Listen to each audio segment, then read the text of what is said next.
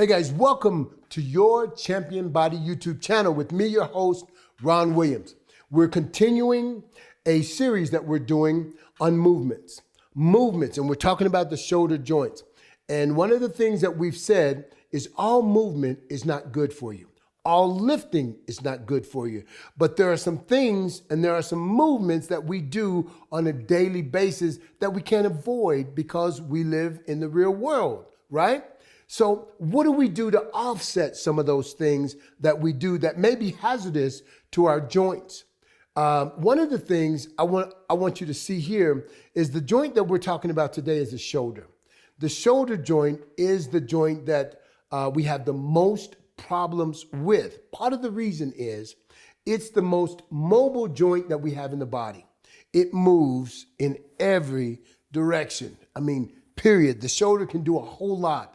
But consequently, that shoulder joint is easier to damage than any other joint because it has the ability and the capability of moving in so many different directions.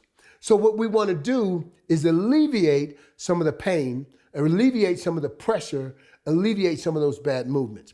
So the movements we can't alleviate, they can still create damage, especially long term.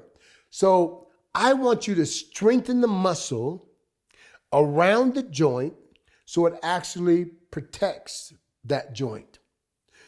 How do we do that? One of the exercises is right here, the lateral raises. I want to show you how to do that properly. Another exercise is never do overhead shoulder presses to the side like that. It's like taking a chicken and pulling the wing off of that chicken is what you're actually doing.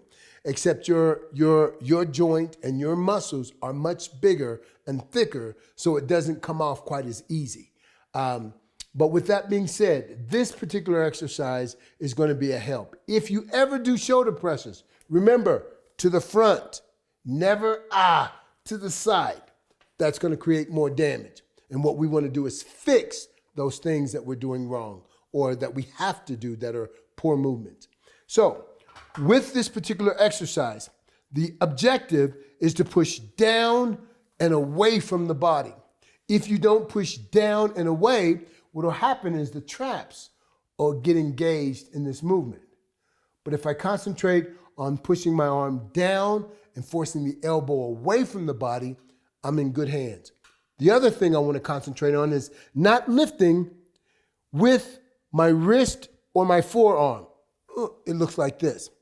With dumbbells, you'll see it a lot. People will start lifting and you'll find that their wrist is higher than their elbow and their shoulder. You want the elbows, wrist, and shoulders to be even at the top of the repetition. So, here we go.